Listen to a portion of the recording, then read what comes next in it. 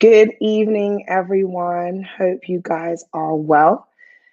We are live for this week's quarantine talk. I know I didn't do anything last week, really too tough, but we're back. We're back, and today is going to be a great special one. As you guys saw on the flyer, I have Pastor Jamal Bryant, so we're really excited. But before I bring him on, I want to give you guys a chance to share. As you guys always do, make sure you're sharing. Make sure someone knows that we are live. If you're on YouTube, so hit that subscribe button for me. And like I said, we're gonna share.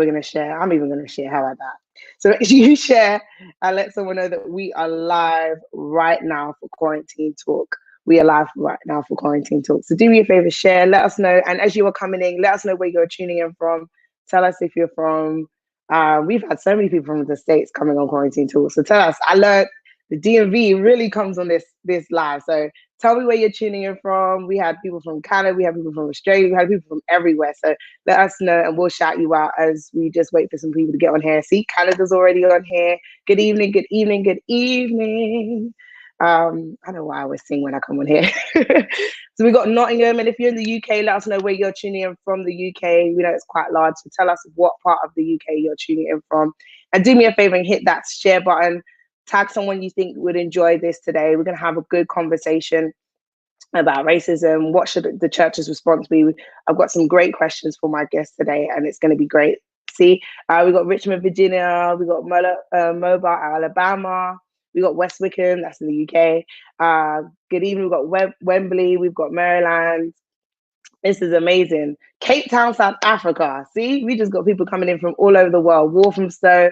Hey, everyone. Do me a favor and click that share button. I'm going to give you like a couple more moments before I want to get started because, when we do these quarantine talks, you guys get really excited and we run out of time. So I want to try and put my guests on really, really early today so that we can get going.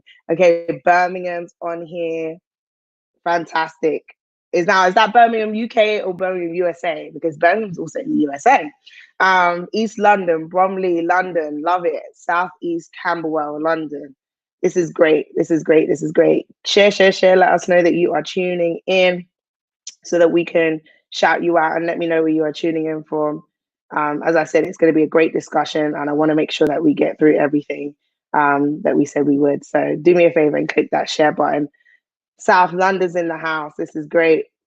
We're going to wait like one more minute and then we're going to get going.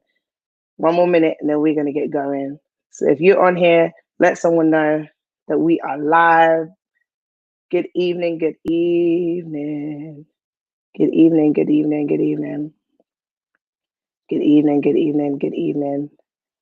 Awesome. I love it. London's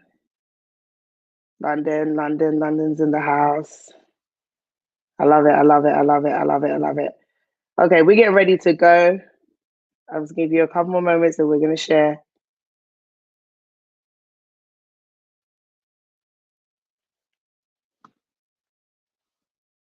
All right. I think we're going to get going. So as I said today, we're excited. It's a more than important topic that has to be discussed, given the fact of everything that is happening in our world today. And I wanted to do a quarantine talk that talked about racism and the church's response. And I thought about all different guests I could have, but this person I think is quite good for the job. I've seen him respond on this countless of times.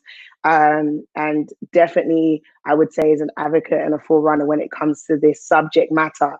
And so without further ado, I'm going to bring on my guest, and I'm really excited about this. And this is none other than Pastor Jamal Bryant. Hello. I'm glad to see you. I'm glad to see you. Now, isn't it amazing? We've got technology that we can just connect all around the world.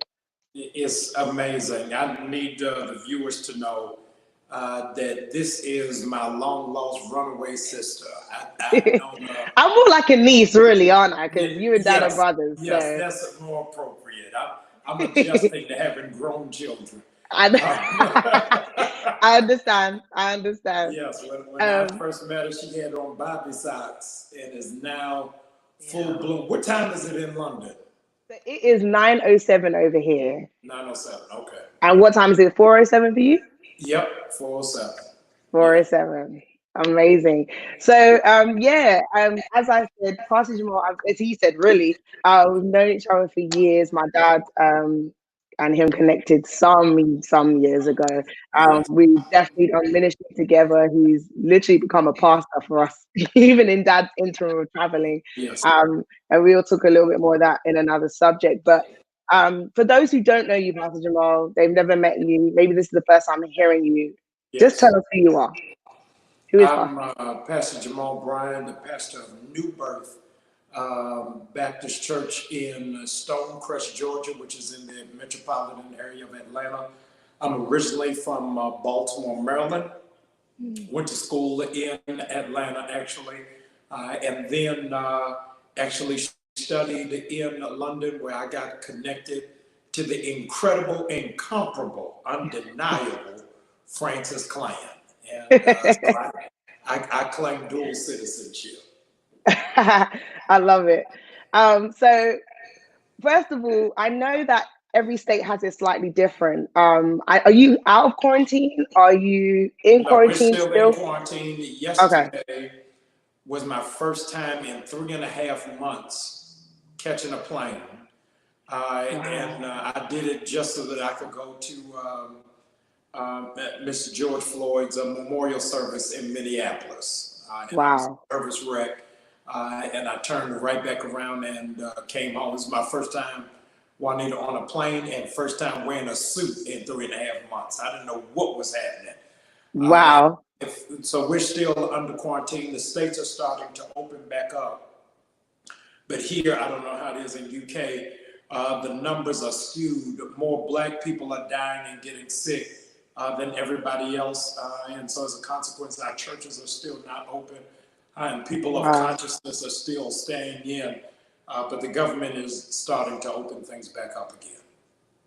Wow. Okay. So that's your first time. I think we're still a little bit behind. There's little moments making in terms of spreading out and starting to, families can start to visit certain families, but we're still in quarantine over here.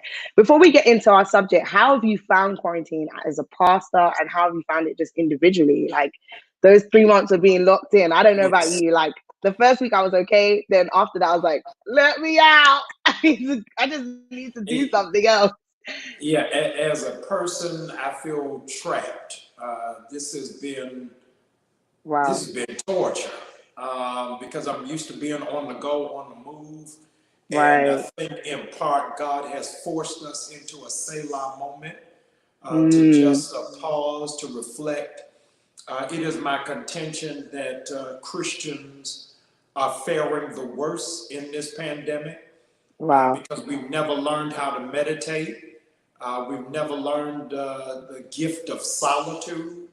That's We've good. never learned the intimacy of God in aloneness. And so this is stretching us. As a pastor, it's exciting. Our viewing numbers are going through the roof. People are joining left and right. It has Wow. given me a blank canvas to be creative That's good. because we're not in our sanctuary. These 12 weeks we've been out. I shoot in a different location every week. Wow. Part for being creative, the other part because I'm sick of being home and that's the only time I can leave the house. I get it. So it's both of those. But last Sunday we did a parking lot service for Pentecost I saw. and had people drive in, and some 3,000 people showed up. It was crazy. And the Wow. power of God met us in an uncanny way, proving yet again that God doesn't need a building, just people do. But we were really just moving by His power and His presence, and it's really catapulting us to another place in worship. Wow. That is amazing. I love it. And I think, you said so much about the creativity aspect. I think we're seeing creativity across all Yeah, churches, yeah, having to be innovative and think outside of the box. And I think, absolutely. I've watched a couple of services and I commend you. I mean, it's been Thank you, absolutely incredible, thank just some you. of the creativity that you have shared. And I'm sure you're seeing the results in the congregation being enjoying every moment, really. Yeah, no, Um, it's been great. So let's get into it. I mean, this is a subject that I think for most people it's a tough one for all that's going on right in this season. I would say that although we understand that racism goes beyond this one situation that happened, but Floyd's passing definitely touched the world, including the UK. And I really saw that his passing almost served as a catalyst for the shaking of America in the world. Like, what would you say about that and your thoughts when that first came to light? Yeah, we quote scriptures, but I'm not sure we really understand them. Yeah, And I think the quarantine helped us. We quote, all things work together for good. So if you can right. imagine, several things happened to serve as, using your word, a catalyst for this to take place. Number Mm. one, all over the diaspora, because of COVID-19, everybody was home. Yeah, That's number one. Number two, for 3 months, there are no sports on television. right. So everybody was captured by what was taking place. That's good. Number three, it was exacerbated because Donald Trump is in the office. So Okay. because you have somebody who does race baiting, somebody who can say any given thing at any given time, it Right. became a cocktail of combustible energy where everybody had to choose, if you can imagine this, whether they were going to deal with COVID or deal with corruption. And the overwhelming majority of Black people said, I will risk my life to save Black people from police corruption. You looked at the throngs of people who are out in the UK, in Amsterdam, in Yeah. Paris, in Baltimore, DC, all places, and Mr. George never win. But the world was impacted and Right. said, I'm throwing caution to the wind that I am making myself literally a Mm. sacrifice for other people to have access to equality. Wow. I think, you know what, now that you say that, right, it is a combustion of different things that definitely served as that pause moment where all eyes were Yeah. um, on this passing. What do you say to this? Because obviously, when this came out, then the trend, which we know well, Black Lives Matter, became a push. What's your thoughts on that statement? We've heard people argue and say all lives matter. We've heard people make statements that I'm sure me and you can agree. We would look and say, okay, where are you going with this? What's your thoughts on Black Lives Matter? I think Black Lives Matter is so significant. There is no question of other people's lives matter. This is the addendum to the Me Too movement, that Black people are waving their hands over here saying, we matter, because it doesn't Yeah. matter whether you're Trayvon Martin with a hoodie. It doesn't matter whether you're Brianna in your own home in Louisville, Kentucky. It Mm. doesn't matter if you are charged or accused of having a fake $20 bill like Mr. George.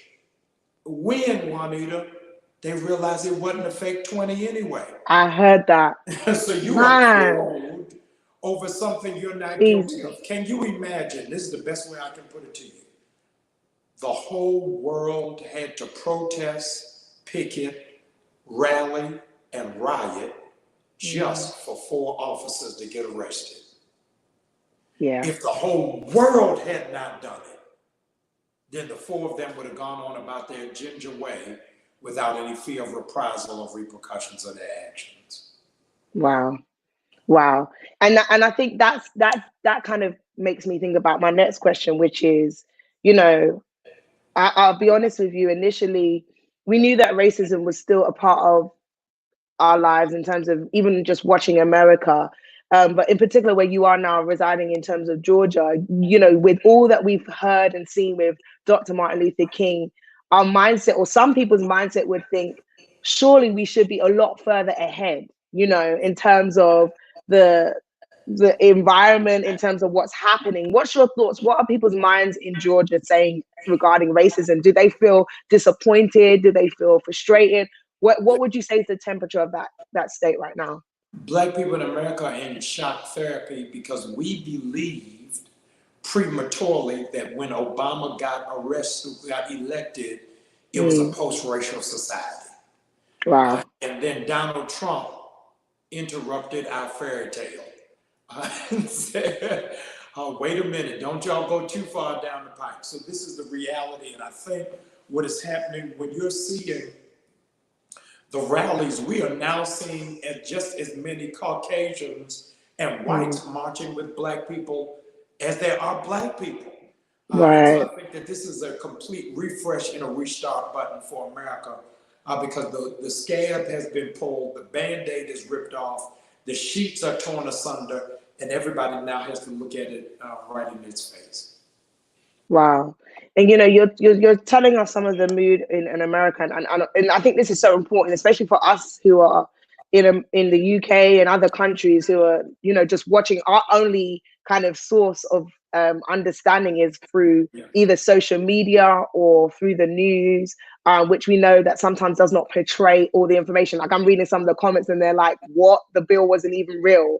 People are finding out through social media what's happening, and it's affecting us all. And I think you said something that was important. And when my dad released his video about racism and some of the things he's experienced as a leader and as a person, I think that mindset of thinking that we had come out of it or it no longer existed has now kind of been flipped on his head. Like, what are your thoughts as, even just as a father and as a person, like you have children, what do you say to them who are now realizing, man, this is the future of our world? Like, what's going through your mind? Is that now is the best opportunity for the church to show itself strong. For the last generation, we have just been shouting and celebrating about victory, overflow, and harvest. And now we're having to be the church militaristic. That now we've got to really talk about pulling down strongholds, not pulling down bills, not pulling down money, but really addressing principalities and powers and systems and infrastructures. So the authentic church is about to be revealed and exposed because all of the fluff has no space for it at this moment. People want to know, will you really speak truth to power? And I think this is the greatest moment for the church to expose the Lord triumphant, that he's got authority over this circumstance. I love it. And I think you said it right. He has authority. When I was thinking about this situation, and I want to be transparent with this dialogue, Pastor Jamal, when I was thinking about, when I first saw the video, like many of you, I cried. I was no good. I was like, this is awful. And it took me a while to realize, like, I've just witnessed a murder. This is not a movie. This is not a program. This is like real life. This is happening. And so naturally, when it happened, I decided I was going to, support and rally around with America and, post and ask for there to be justice, because what I witnessed was just too much to just sit back and say nothing. And I was surprised, Pastor Jamal, by the DMs and the messages of people saying, why are you responding? You're not from America. We're not American, so why are you making a post? And I was I'll be honest with you, I was disgusted. I was so angry that people had even the mindset to say that. And the reason for me was, number one, I travel in America, you know that. And for me, it was like, number one, I have friends, I have family that are there. That could have easily been one of them. So my heart tore from that perspective. Then secondly, it was like, I don't need to be American, even as a Christian, to feel the pain of someone else's burden. And so it was second nature for me to, make a post. But there are people out there that believe it doesn't affect them. And then thirdly, for me, it was, racism exists here. Like, this is not an American issue. Whilst that was the catalyst, it exists globally. And I can even remember when we first moved to to Croydon. We first moved to an area called Croydon, and I went from a majority black area to a majority white area, or Caucasian area. And I remember going to school, and everything seemed different. I remember in my particular primary school, there was literally 6 black kids when I went to that school. 6 black kids, and it was a culture shock. I remember them writing letters about our hair couldn't be done certain way. My mum used to put beads, and you know, they make a lot of noise when you run and move. I remember the kids saying, like, why have you got beads in your hair? Why do you have foil in your hair? And things that I didn't even think of, because in my previous school, I was normal, because the majority was, all of us were black kids, and putting foil at the end of your beads was regular. Now I go to a school where it's predominantly white. Putting beads in my hair or saying that I grease my hair is not normal. It's considered different, and feeling very outnumbered, and hearing certain statements being made and not realizing it was racist until I got home, you know, because I never heard these statements before. And then I'd say to my parents, this was said, well, that's racist, you know, and then my mom, she could write a good letter, I tell you. He'll be at the school, my dad would go down to school. And it's almost as if, I think in the UK, for us, some of us have forgotten that racism exists here, and that is affecting us here. Now, you said earlier, and I know this, you came and you traveled to the UK, you've done that often. Even at one point you covered for Dad while he was traveling in the States and became our pastor for a couple of months. Whilst you were here, did you experience or did you see any racism? Is there anything that you can recall in your memory where you think, this is a global issue? Let me tell you what was amazing. I never experienced it. What is the downtown area called? The square? Central London, like Trafalgar Square. I never experienced there. You know, Juanita, we went to every kind of restaurant. Never in a restaurant, never in a store. I only experienced it when I was at Oxford. At the school, people were looking at me like, why was I there? Or people would approach me as if I was a part of the janitorial team to know where the bathroom was, or was I somebody's driver to pick somebody up? But that was the only time I was in that academy, and it really showed that globally people don't respect us or expect much from us for our thinking. Absolutely. They look for us to be entertainers, performers, and athletes, but to be critical thinkers is outside the scope of what they expect of us. Wow. You know, and I think you said something, and some people are commenting, in the institution, I find that, you know, racism is quite at its high. I've read some, while I was researching and listening to some of the people that, like you said, they don't expect us to be thinkers. They don't expect us to get into the best schools. In fact, some of their requirements, I remember, you know, some of the schools required you to go to a Church of England church, and didn't see a Pentecostal church as sufficient enough as a, representative of your religious backgrounds. I remember thinking to myself, well, what do you mean? What's the difference between our church and your church? Just being, innocent and young and not understanding. I even remember, I can recall going to, they have, I think you guys call it chapel service over there, but we had a service at the end of every term. And I remember, like I said, I was very innocent and I loved church. I was a church baby, and they sang a hymn that I knew, and I went to clapping. And I never forget the teachers and the the reverend said we had ruined the sacred hymns, and I was like, ruined. And because of my, I would say, lack of couth and wisdom, I was like, excuse me, the scripture says clap your hands, all you, and I mean going off. And it was just simple things that we take for granted that we had no idea. People was literally, manifest. And I remember they're saying, it's always you black people always making noise in the service. And I was like, are you allowed to say that? Why do you think this George Floyd case has resonated with people all over the world who doesn't live in America? Why do you think it has?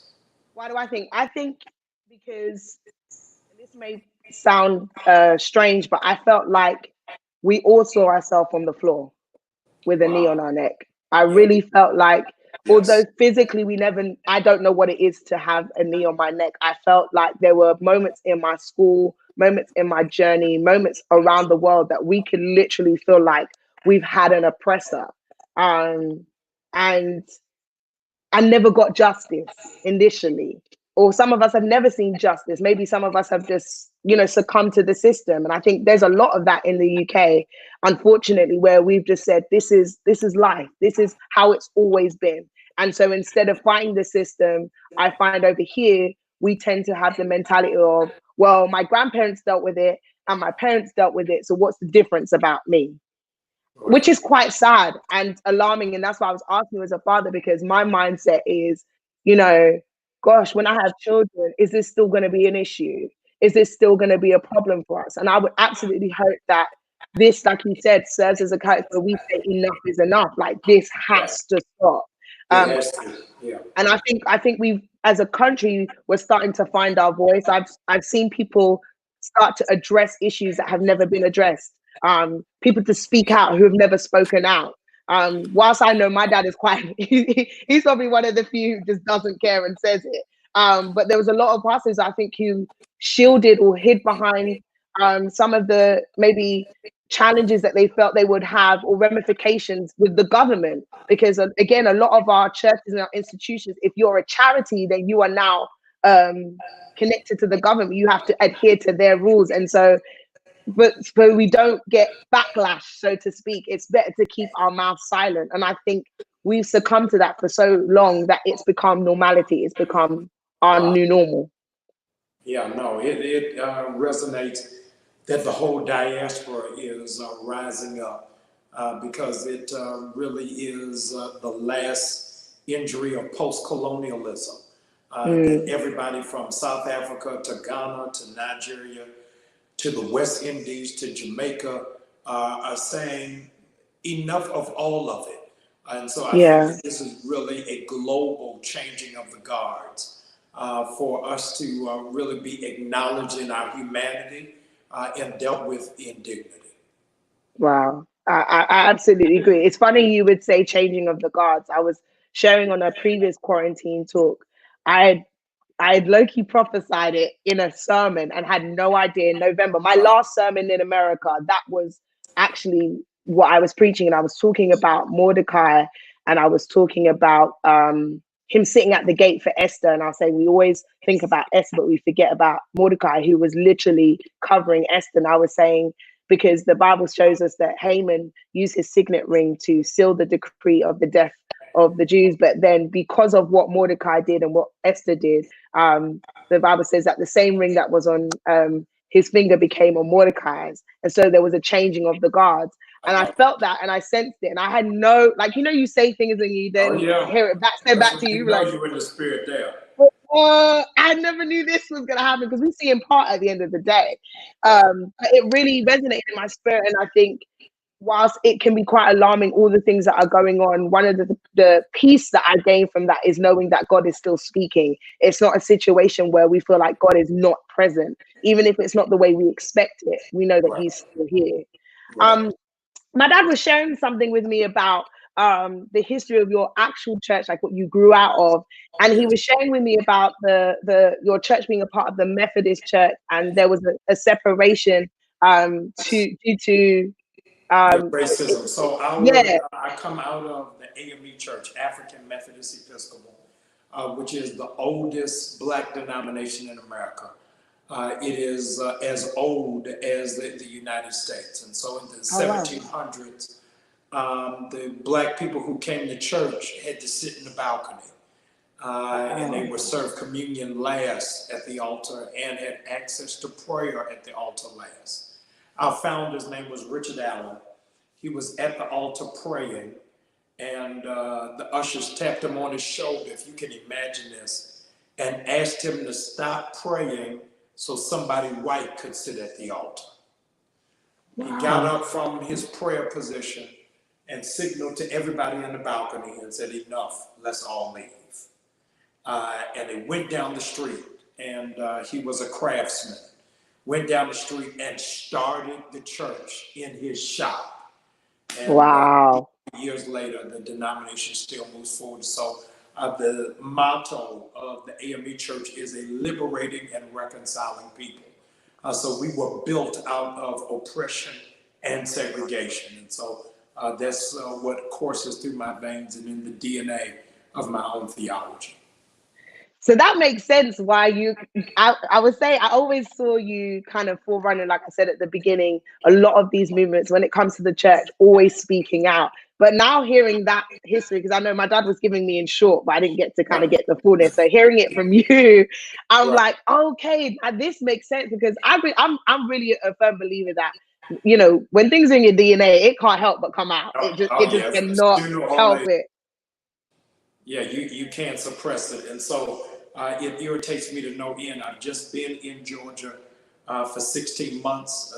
If you can imagine how time flies, Wow. it was a week, next week, a year ago is when you and Dad were at the church. Yeah.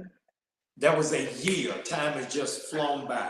And so to now be in Georgia and see what happened, I don't know if you're aware of the story of Ahmad in Brunswick, Georgia. Yeah. Yeah, Yeah. so that's right down the road from where it is that I pastor. It feels as if I'm watching black and white footage of the hour of Dr. King, that even though we have made progress in other areas, we're being dragged back in so many. Wow. But I think that the church is more unified now, more sophisticated now, more savvy now to really deal with it. And this time, we ain't playing with the devil, we coming to kill it. And I think that that the demon of racism is now on death row, and it's just a matter Wow. of time before lethal injection is applied. I love it. You mentioned the church, you being unified. What's your thoughts about the church's response?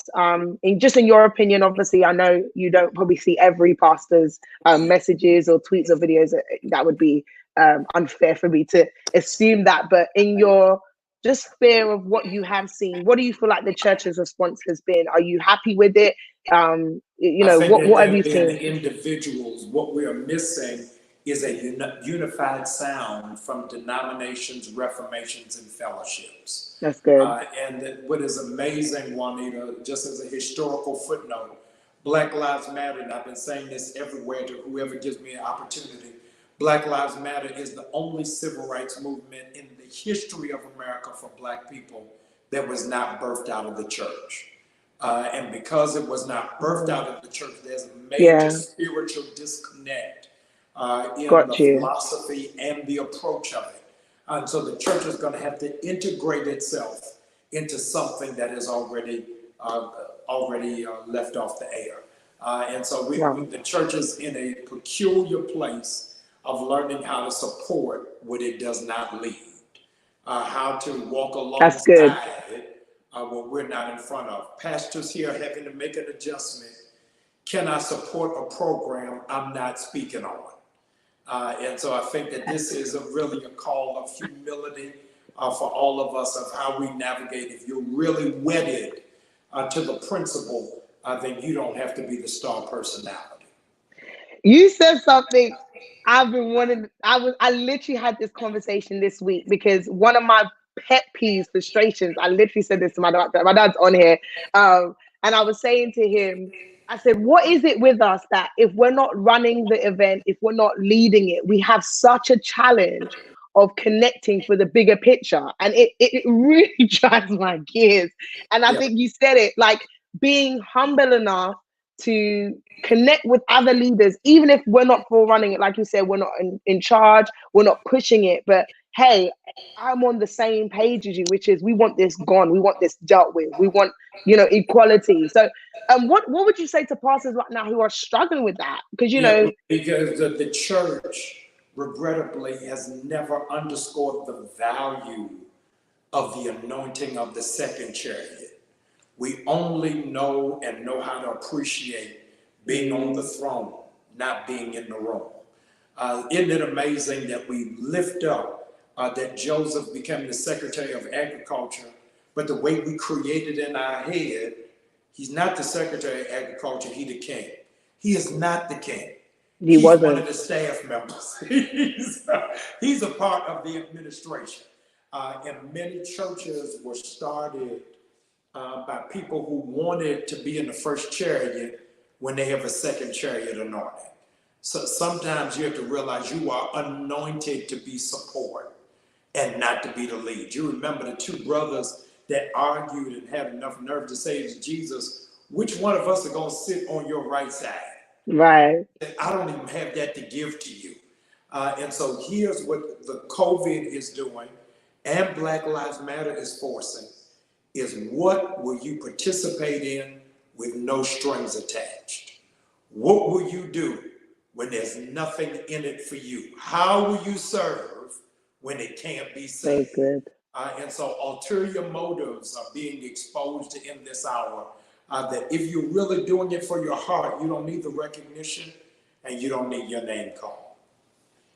First of all, I love you more for that because that has been on my heart, and I've been Yeah. like, I think you worded it perfectly, and I think it's so important that I love how you put it, the second chat, and it's so crazy because you're confirming everything I was talking about in Wow. previous Wow. quarantines. Because we were even my last sermon, I preached my first sermon during COVID-19, which was absolutely weird for me because For all just of us. no audience, no No, amen breaks to nothing. drink water, nothing.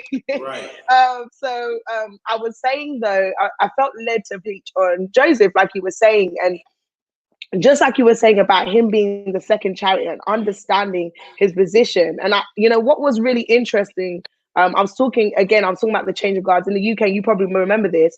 They have an actual changing of the guard Yeah. ceremony that takes place Yes. normally at Buckingham Palace, but because of COVID-19, they literally got rid of the changing of the guards because of the different rules in place and the regulations. You But gonna what give I me a loved sermon. was, You don't even know it. You giving me a sermon right there. but here's the Go best. I'm ahead. gonna give you another one. So here's the crazy bit. They said in the statement that due to COVID-19, the changing of the guards was cancelled. However, when I was reading one of the statements about what happens during the change of guards, they said, however, the change of guards will still happen. It just won't be in public.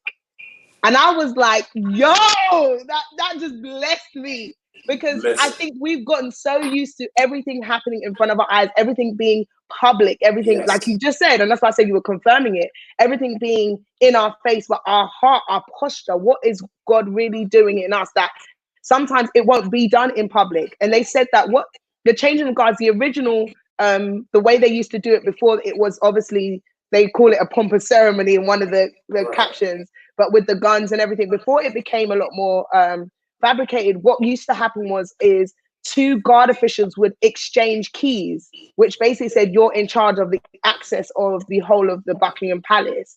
And so to know that shift, they said it's literally a glorified shift change. In other words, the shift change is still happening. It's just that we can't see it because at the end of the day, the royal family is still here. And so it really blew my mind because I really believe that spiritually, and you said it, there's some shifts and some changes happening. It's just that we don't see it because we're used to it being in a building. We're used to, the pastor saying, there's a shift, and everyone runs around in circles and, Yes. shouts and bucks and all the rest of it. It's the hour of private promotion. The oldest theater in the world is there in England. It was designed by William Shakespeare. And what is amazing, I don't know the name of it, is it's an amphitheater. It's the Okay. Shakespeare Theater where people come every year to see Shakespeare rendition plays. And here's Yeah. what's crazy. Shakespeare It's the designed, Globetrotter, I think it's called. say it My again, memory say. I think it's the Globetrotter if my memory serves me well. maybe. But in this theater that he designed, there were no curtains. So what happened is that Yeah. the theater, the stage would turn, so everybody who was in the Everyone can see. amphitheater would be able to see it. And because there's no curtains, where you are, Juanita, is the front of the stage. Where I am is the back of the stage, and Right. it just rotates. So while Mm-hmm. you are talking, the stage is turning. Yeah. And somebody else is coming up on the stage to a new scene while you're still talking. The I critical love it. thing that's happening because of COVID-19 is people who don't know their scene is up, don't know their season is up, is still talking. But new people are getting ready to be exposed. New people are getting ready to come to light. I And I think believe that's this. what's getting ready to happen with this COVID-19 is God's getting ready to usher in new faces and new voices and a new generation from people who were trying to stay on the stage. And that's why you ought to be excited about, because I believe because of COVID-19, the next generation of preachers will not get buildings, they'll get laptops. And because of that, it don't matter wherever it is that you are. So if you can imagine you, your dad, your mom are preaching for me in Atlanta, y'all ain't got to rush back home because now Ruach is conditioned to watch What? online. Yeah, you are So right. You everything are has now right. shifted for everything and Right. everybody. And so the church is being forced into the 21st century. And it's exciting to see who God is going to use and what God is going to replace and what will be shifted and what will be proven as unnecessary. You know what? You've said so much, and I've seen people like, yes, I agree. The comments are coming on, and we're going to put some of them on the screen so you can see it. But I think you said so much in that, and I'm trying to like, which one do I want to pull apart first? But, I think the key thing is you said this, and in terms of, and I will come back to racism in a minute, but you talked about people coming off stage. Their scene is ended and they're still on stage. And one of the things we were talking about in a previous quarantine was about, in terms of changing the guards, passing on the baton, knowing when your time is up. I remember the Sunday my dad got up and he said, I want to retire by 60. And the whole church looked at him like, no, like what? And he was like, I refuse to be old and, mash up and trying to then hand over the church when I don't have the strength. But I realized it was a challenge. And I think if I may say, if I'm not wrong, that some of the mentality, some of this is a slavery mentality. And we're so used to fighting each other to make it that we don't know how to support and tell each other, hey, like, I don't have to be in the limelight. I'm gonna push you. I'm gonna make sure you get there. I'm gonna make sure you get like. What's your thoughts on that in terms of us? One of the most critical moments that happened for me when I was selected to take over New Birth in Atlanta. I had a wrestling and an angst over leaving my church in Baltimore. Right. I was scared it was going to fall apart, scared it was going to die, scared that they would not maintain momentum. And my father arrested me by saying to me, that's because you think it's your church. Wow. You actually have convinced yourself that this is yours. This is the Lord's church. He has responsibility and authority of it. And so I had to relinquish it, realizing that this really is not mine. And I say that to say, there's so many who will not shift, will not move, will not set up succession plans because they actually think it's theirs, actually think it belongs to them. Wow. And what it is that you're seeing is that God sometimes will shift you because we've not seen in recent history how people have the grace for transition. Right. They don't know how to move forward because that's all that they know, either for economic reasons, for ego reasons, or for institutional reasons. He said, if it's built on me, the gates of hell shall not prevail. If it's built on Jamal Bryant, John Francis, T.D. Jakes, you got a 50-50 shot. But when it's built on me, and you got to have, sometimes it takes greater faith. I don't know who needs this. Sometimes it takes greater faith to leave than it does to stay. Wow. Leaving sometimes will require more of you. He said to Abraham, I'm going to send you to a place you don't know, to people who don't know you. And here's the catch, Juanita. I ain't even going to tell you what it is till you get there. Get there. Just start walking. And that sometimes is the faith that God requires us. Do I trust God to walk away? And some of you who are watching are in that Abrahamic moment that you're going to have to really figure out, do I go back to a job that doesn't see me as essential? Do I go back to a ministry where I am not being fed? Do I go back to a relationship that is just one-sided? This is the season to reevaluate everything about whether or not you leave or stay. And one of the greatest fears I've never heard preached, I can't find a book on, one of the greatest fears I have ever seen is the fear of starting anew. We love everything that we're familiar with. One of my staff pastors said a couple of weeks ago, the only person who likes change is a wet baby. Everybody else, everybody else fights change. We like the idea of it until it's time for us to do it. You have some great statements. I love that. The only one who likes change is a wet baby. It's true. But even that should tell you, because that means that's the posture we have to have, is that childlike faith that the Bible Yep. talks about. Yes.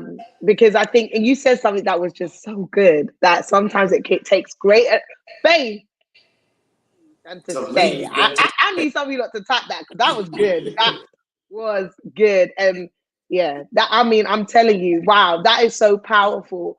I think, even with that statement, and we're talking about shifting and changing this season that we are now in, as it pertains to on the brink and then the movement of what we knew as the world that we know it as police get off and we can never get them to court, justice, and as it we're in this kind of, I always call it the corridor, because it's like we're not through the door yet, we're not back where we were, we're just kind of in that transition space. What are you saying to the people? What should we be doing in this moment while we are transitioning into this new place? I think that it almost sounds trite and small and dismissive, but so necessary. I think right now our first call of the order is to pray. God has cut the safety net. Look at the dimensions of faith that are so required of us in this season. And we have been spoiled from our understanding of faith comes with signs and wonders. And I want to show you on both sides where it is that we're at a disadvantage. I'm looking at you clear on an HD camera with a circle light, you beaming, look good. And I have no sign as to whether you have COVID-19. There are no scale, no patches of hair are coming off. Your eyes are not red. Here's the other side of it, Juanita. I have no sign if you are healed from it. So we have had, in America, 117,000 people have died of COVID-19, but 374,000 have healed from it. Right. So our faith in this moment, whether you're watching us from Africa, from the islands, from America, from the UK, you have to thank God for healing from stuff you didn't know you had. That's a different level of faith. The other level of faith is that you are in UK, I am in Atlanta, and we have faith for a breakthrough in Minnesota. None of us, neither of us live there. Neither of us, to my knowledge, got family there. Neither of us have a church set up there. We have faith for it. And so what it is that we know for faith is now stretching us to another dimension. Can you trust me for what you can't see and for what I do not reveal? And can you believe me when it does not benefit you? And so how we operate in faith in this dimension is not name it and claim it, blab it and grab it. But I got to stand in a place where I traffic in the supernatural and expect God to do the unseemly when he owes me no description and no definition of what it is that he's done. Wow. And I think that's always a different pill to swallow for many people in terms of God's sovereignty, that sometimes we find it difficult to not be able to ask questions. Like I can always say, I was that child that I was like, can you turn off the light? Why?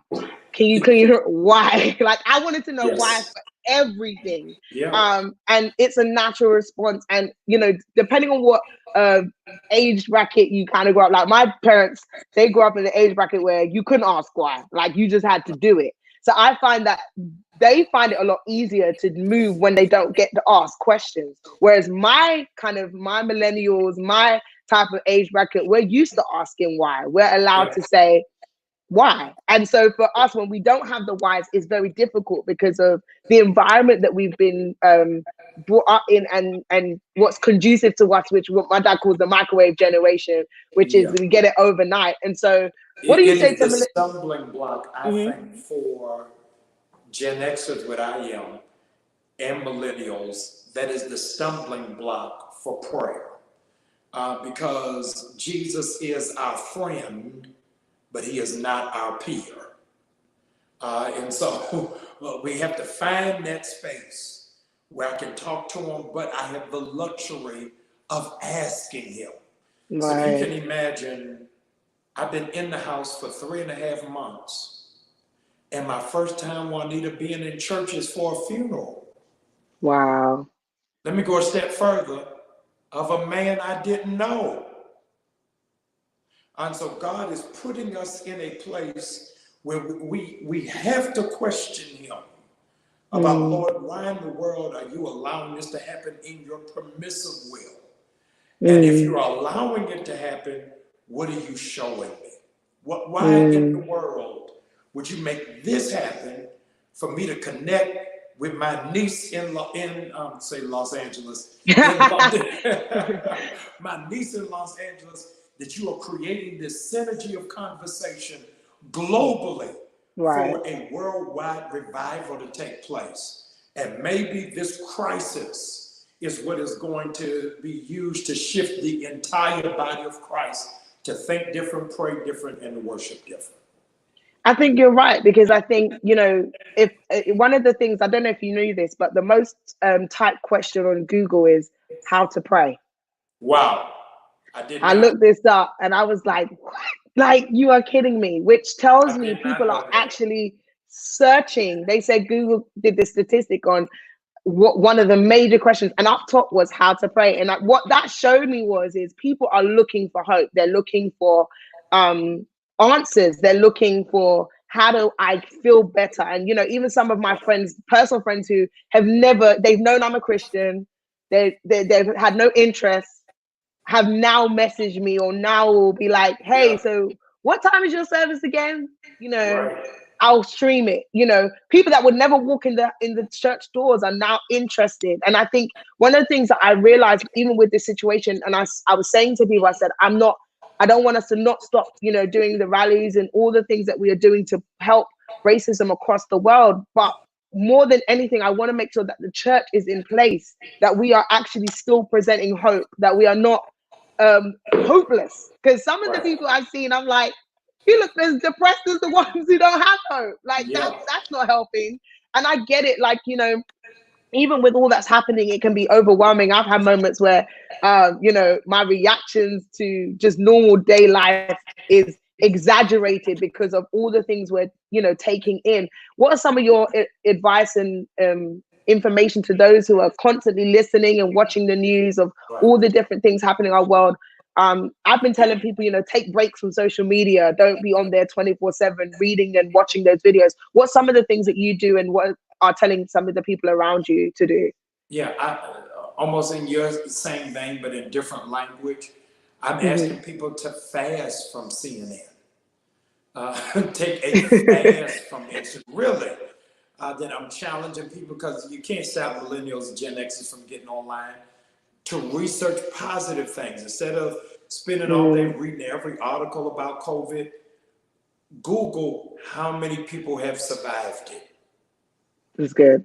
Yeah. So make your question have a positive slant to it. Find out, how you trying to Google what is the potential jail time for these police officers. Right. You've already acknowledged the death.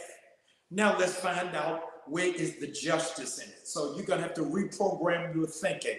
As a man, as a woman, thinketh, so is he, so is she. So I think that you're gonna have to put yourself in what I call negative quarantine.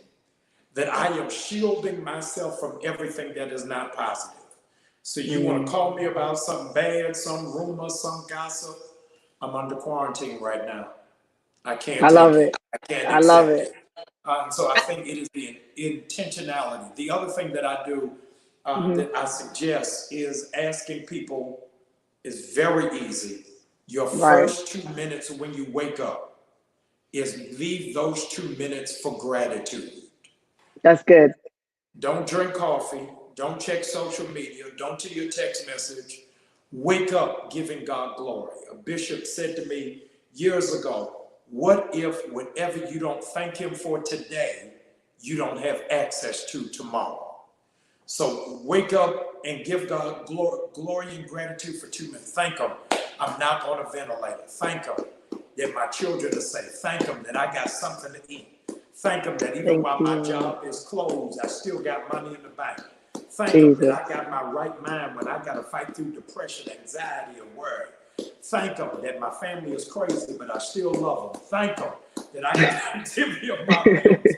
See, if you set your pace, your tone, and your agenda with your first 2 minutes of the day, God will do something outrageous and bizarre the rest of the day. I love it. And that's something I adopted. I got something, I saw this online. It's called a Thanksgiving jar, a grateful jar. Yes. And so what I did was they sell them and it has grateful jar and you can put your name and the date and Right. you buy little pieces of paper and you write something you're thankful for and you put them in the jar. And what they say is that at the end of the year, go through all the things that you put in that jar and read it. And I But in this semi did it a bit quarantine, before. don't wait till the end of the year. You may need to do that No, every month. listen. But I started to read some of them. That's what I was getting ready to say. I started to read some of them, and I literally, before I knew it, had like started to cry and thank God again for all the things I had read. And I knew it was an hour. It was an hour. Something I had planned to do for a couple of minutes turned into an hour of Thanksgiving. And I love Pastor Hannah said this way. He said, if you really focus on Thanksgiving and really start to think about all the things that God has done, before you know it, the time will have passed because you'll realize how much there is to be grateful for. And I think you said something that's really great, and that's I always talk about commanding your day and commanding your mornings, and that's essentially what we're doing when we're thanking God and we're saying, God, we're grateful. We're taking charge of our day, and I think a lot more we need to do that because I see the difference when I get up, and that is the first thought I do. I see the difference in my day, in my mood, like you said, how you go about the day. And I think we have to go back to some of the things we've read all our life in scripture, and give God thanks. Life is not promised to us. No, absolutely. I'm gonna try the job. Try it. It really, I'm gonna try is. the job. I'm gonna let you know if it works. Let me know. Let me know. And it's amazing. And then what they tell you to do is put the date, so you can even see, like, wow, he did this. And then like a couple of my things when I looked at it back to back or same day, even God did like things back to back, and I was like, I definitely forgot about that. Oh my God, I thank you. Yeah, no, Like you that's said, good. simple things we take for granted. I mean, I don't want to prolong this. I know some may have some questions. I want to give a little moment for them to give some questions if they have some. Please All right. write them, and we'll try to answer as many questions as we can. Use wisdom, because I will not answer questions that I don't deem appropriate. So please, again, comment your questions. But while we're doing that and we're waiting for those questions to come through, Pastor Jamal, have you ever personally dealt with racism? How did you get through that? For some of those that may be watching and say, I've actually experienced racism, or I have friends that died because of racism. What was the things that you had to say to yourself, speak to yourself? What are the things, even in the memorial? I can only imagine being in that space, having to almost forsake how you feel to do your duty as a leader and as a pastor. What do we say to those who are dealing with those kind of emotions? Is that realize that it's really racism is demonic and gut it out at its spiritual core. I've had to deal with it as a Black man so many times, particularly being pulled over and stopped by police without Wow. cause and without incident, and literally out of fear and faith, I immediately had to go into prayer. Because based off of the subculture here in this country, knowing that a traffic stop could be a death sentence. Yeah. It's really nerve-wracking. There's a book by Dr. Joy Drury called Post-Traumatic Slave Syndrome that says that so many of us inherit the anxiety of our ancestors' stress and don't know how to decompress and disconnect from it. And so I've had to deal with it more occasions than I'd like to mention, but just grateful that I've been able to overcome it. But every time I see people like George Floyd, it is an ever-present reminder that it is the grace of God that kept me from having that heel on my own neck. Wow. We have a question that's come. It says, "How do you cope with anger of the congregants regarding George Floyd?" So, I'm sure, like any pastor, you're seeing some of your own members display anger. What's some of the things that you're doing to deal with that? It is remind them that the Bible gives us permission for. It says, "Be angry, but sin not." So you got the right to be angry. Don't let anybody dismiss or diminish your right to be upset, frustrated, angry, and hurt. Is what do you do with it? And so I'm challenging the young people with that anger, go register to vote and take other people with you. With that anger, set up police civilian patrols that you're seeing what it is that the police are doing in your community. With that anger, use your social media platform, not for selfies, but for empowerment, letting people know information that can really help them so that they don't find themselves victimized the next way. Wow, I love that, and I appreciate that. I think we did kind of cover this question, but for some people that think this, they said, "Why aren't Black mega churches ministers talking about racism? Only a few speaking out." What's your thoughts on that? Yeah, I think that many of them are speaking out, and what we have done as an error is we have confused PR with capacity. And what I mean by that, just because you don't see them on the news don't mean that they're not involved and engaged. Many of them are, just the news has not given them a stage or a platform to be able to do it. Theologian Richard Niebuhr said, people in leadership will only do with the people what the people who follow them allow them to do. So if you're a member of a church that is not speaking truth to power, ask your pastor why, and get some understanding of their heart before you make some assumptions. I love that. I think that's fantastic. Someone asked you, I guess you you was talking about book. They're asking what the name of that book was. Desmond, that book is called Post-Traumatic Slave Syndrome. Post-traumatic slave syndrome. The professor's name who wrote it is Dr. Joy Drury, Drury. Joy Drury. I know that's a tongue twister. So what I'll do is I will make sure that when this live is done, we'll post the cover of the book in the comments so that anyone that needs it, we can do that also. We have another question. It says, hello, Pastor Jamal. Do you think change will come out of George's death? Yes, I think that it has to. The missing piece for the Black Lives Matter movement is they have mastered protests, but have minored in policy. The strength of Dr. King wasn't the I Have a Dream speech. It was the pieces of legislation that they brought to the Supreme Court with Thurgood Marshall. So out of that, we had the Civil Rights Act, we had the Housing Rights Act, and we had the Voting Rights Act. All came out of that movement. It wasn't the speeches that did it, it was the legislation. So it's important in the Black Lives Matter movement that here in America, we would pass police reform legislation that impacts every police department in every state in America. Wow. Well, I think that might be all done for the questions. Pastor Jamal, I just want to say before I get to the last two, thank you so much for sharing. So much what you have said has brought so much clarity and peace and understanding. And, my heart really was for doing this quarantine, talk with you was to, number one, hear from someone who actually lives in America, the one who's assuming or taking on the mindset of what we think is happening over there. But the other piece to it was to create a room and a space for constructive conversation, because I think sometimes we can definitely vent and we can talk about all the pains and the things that we've gone through with no resolution, with no hope, with no outcome. And so I wanted to make sure that when we had these discussions, although we are dealing with issues that are still currently happening in our world, that we would still see there is hope, that we will still see that, like you said, there are ways to deal with this. I want to ask you this question from those who are outside of America. What are the things we can do to support? I know that George's family has a GoFundMe, but you probably have a bit more understanding of all the areas that we can do. Yeah, I think that wherever it is that you are, that you would use this as your springboard to address the injustice of where it is that you live. In the UK, there are more Jamaicans in jail in the UK than there are in Jamaica itself. Wow. And so you got to give some redress to where it is that you are. Take a page from us.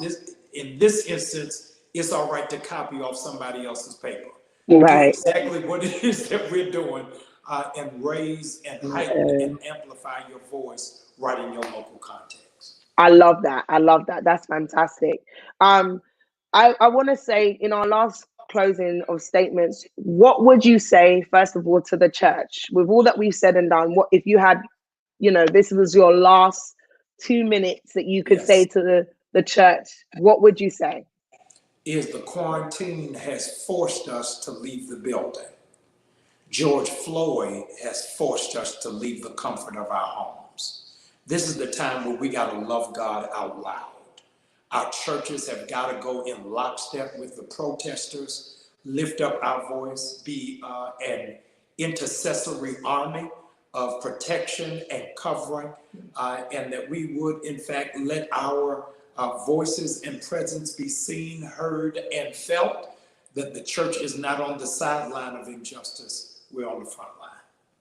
I love it. And what would you say to the world? Same 2 minutes, what would you say?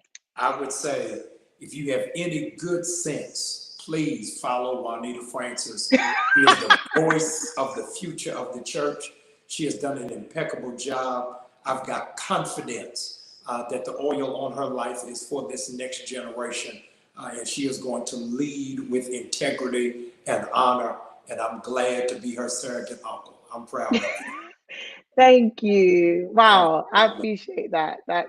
That. I don't even know what to say. I'm It's all tongue-tied. right.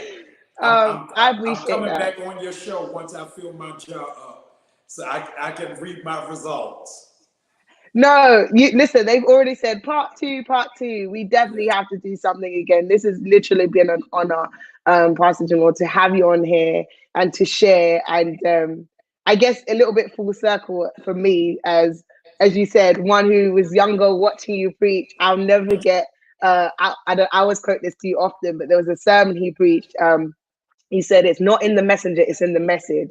And I'll Yes. never forget it. He had demonstrations, he had young kids and different people give the word of the Lord or give a message to a person, and the power of God literally, I think it's still on YouTube, you might find it. I'm gonna go find it. Literally. I remember it, but I need to go see it again. No, it was crazy. And I remember watching it on TV in tears because I realized that in the message, on the core of what you were saying, is that so many times we get caught up in who's giving and delivering the message that we actually fail to receive the message itself, in the messenger rather, that we forget to receive the message itself. And I remember thinking, oh my God, I went from, then you came and, ministered at our church and we did all of my steps together, and literally just being like, wow. And I always say to people that it's interesting how you can watch someone from afar, you can see how they've ministered and not realize the effects and all that God will use to Yeah. contribute to who you are today. And I can genuinely say that you have been an incredible advocate for movements, for ministry, and just I think trailblaze so much when it comes to generation and doing things that churches never did, taking the hits, that all the stuff that now is normal. You're right. And so again, seriously, I thank God for you, and I'm so grateful again for you being on here. People are just talking about how refreshing this was. And again, I think like I said, I really just wanted people's hearts to be encouraged, as well as discussing some of the challenges we are facing in our world. As you are a pastor, and I think it's only right, given all that we discussed, would you close us out in prayer, and then we can continue? Good and gracious God, thank you for your grace, for your mercy, for your peace. I pray, dear Lord, that you will touch the minds of those who are absent of peace. Touch the hearts of those that need your grace, and touch the bodies of those that need your strength. I pray that you'll do it all. In Jesus' name, amen. Amen. Well, I hope you guys have enjoyed this talk on Quarantine Talk with Pastor Jamal Bryant. Do me a favor, and oh, my dad is saying blessings. He's saying, hey, he's actually Hey, upstairs watching. love you, you big know. brother. So again, thank you so much again for being a part and just listening. And as I said, we're really excited. Next, we're planning to do some prayer and worship vigils. I'm working on some stuff, so stay posted. We're going to be doing our part as the church. We're not just Tell going to your rally and dad, protest. Yes. tell your dad the statement that he posted where he opened up saying he may get in trouble for this. I done sent it to pastors all over the country saying if he can say this in the UK, y'all Negroes need to say something here. So just tell him Right. I appreciate him. I I love him. will tell him. He's watching it, and I'm sure he's here. He says, "Love you too, Pastor Jamal." All right. He's commenting back. But Yes. again, seriously, guys, let's do our bit. As Pastor Jamal has said, it is my desire. We, like I said, stay connected. We have some things in the pipeline. We want to connect as a church across the whole of UK and pray and worship. And so stay connected because we'll be announcing some of those things shortly. But thank you again for tuning in to Quarantine Talk. As I said, you'll feel free to share to someone who needs it, someone who needs the information, insight. And I'll be back real soon. I love you all. Have a great evening. Bye bye.